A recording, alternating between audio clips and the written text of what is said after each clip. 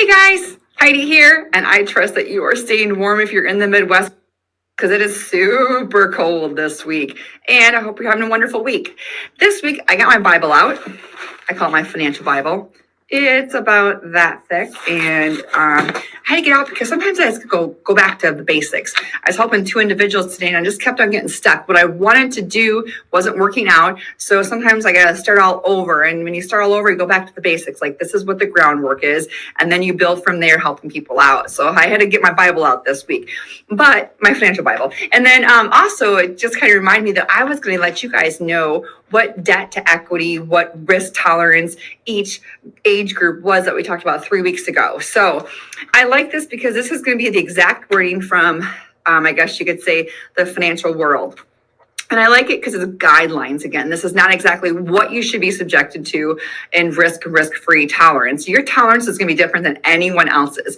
But this will help give you a guideline, either if you're 25, just graduating college, in your first job, what you should or could be subjected to for risk, equity, stocks, etc. And then if you're in retirement, maybe cut back, and this is what your percentage may look like as well. So again, this is just a guideline, and it'll allow you to kind of think where you are at in your guidelines and the age group. So I'm going to read it verbatim. So again, these are just guidelines. So the age 35 to 30 or early into 35 years old, they usually have about 90% equity. And what that means is 90% risk. So that can be in stocks or whatever it may be, that's risk. And then 10% is risk-free.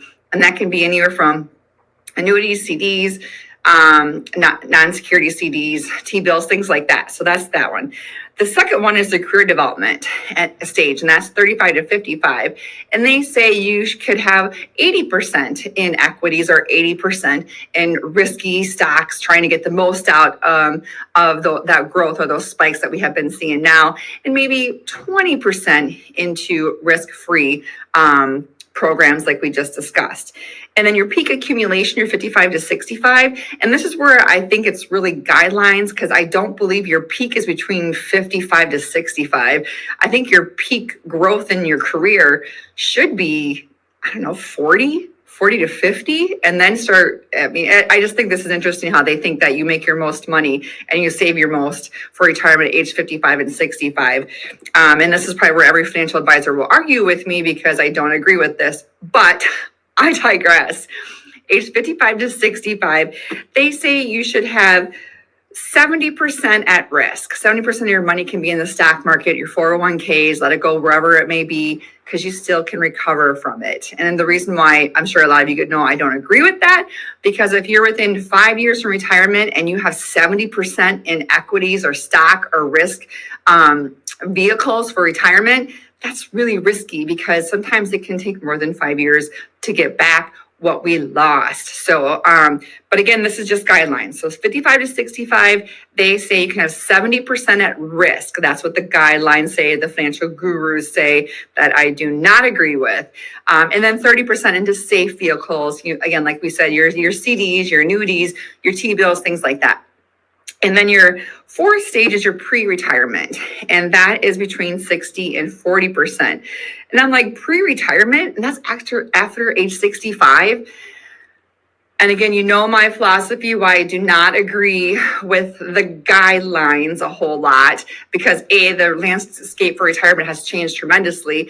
And if you plan to retire after age 65, I really hope it's because you're in love with your job, not because you have to work. If you have to work, we need to talk to see how we can figure that out, because we want to be retired as early as possible. Like, that's who I love working with. That's who I want to work with, is individuals that want to retire early. So again, the guidelines are like, with me, oil and water, because I think that the pre-retirement stage in this guideline book for financial gurus is after age 65. And I think the pre-retirement age should be 62.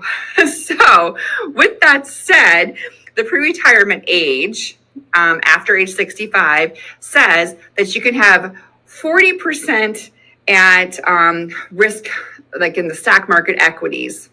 And then you should have 60% in more risk-free adverse vehicles, like, again, your annuities, your CDs, non-security CDs, T-bills.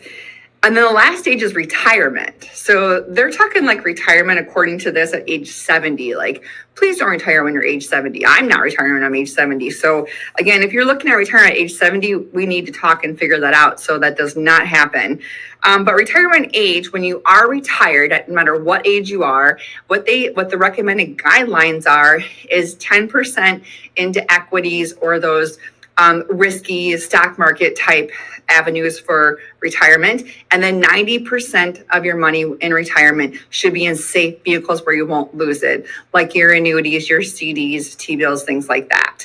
So I hope that clears up what we discussed 3 weeks ago on that expansion and my views. So hopefully the views didn't be like, whoa, that's a little confusing, Heidi, because I put my viewpoints into the recommended guidelines. Again, these are recommended guidelines.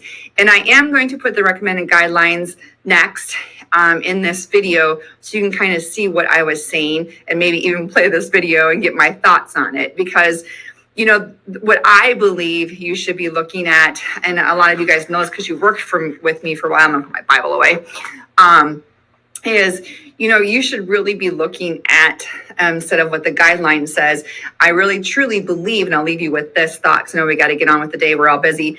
I really truly believe that when you're about 57, at the, I would say earliest, 57, you really should be looking at 60-40, and if not a 70-30. And what I mean by that, again, is 70% of your money should be in safe vehicles like annuities, your CDs, your T-bills, things like that, safe vehicles, bonds.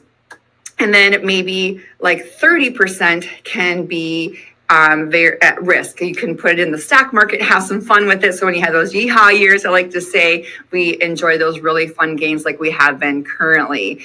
And if you're still like, I'm not for sure where I'm supposed to be at, just take your age and minus 100. And that also has helped a lot of people decide where they're comfortable with having their assets at and allocated on each side, like the risk-free side and the risk side. And so if you're 60 years old and you minus 100, then that means that 60 minus 100 is 40. So that means 40% of your retirement money could be subjected to riskier vehicles like the stock market, blue chip, things like that, and then keep 60% of your retirement savings in like safe vehicles like annuities, fixed index annuities, and things like that. So if you like, I like the guidelines, the recommended guidelines, or you can use the rule of 100 and then come to an evaluation of where you are on your risk tolerance. I hope that helps. If you have any questions on your risk tolerance, you want to run some numbers where your comfort zone is, just contact us. Click the contact us above and we'll chat real soon. Okay, and looking at the numbers again, just for a nice overview. In addition to the need for cash in a client's portfolio, 2 categories of asset allocations are made. Debt securities, income producing or risk-free, as you can see, and equity securities, your growth, your risk. The suggested quantities of debt and equity investing that should be made or can be made during the various life stages can be expressed as a ratio: debt, income producing, risk-free, to equity, your risk. And we see the exact numbers that we just talked about in the video before. For an example, your peak accumulation years, 55 to 65 years old, you can have 30%, or what the guidelines are is 30% risk-free, and then 70% equity, you're risky. I hope that helps looking at the numbers directly.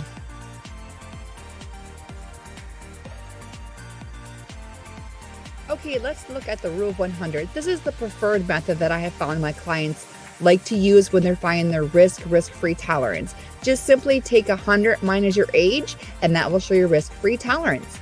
Let's look at an example next.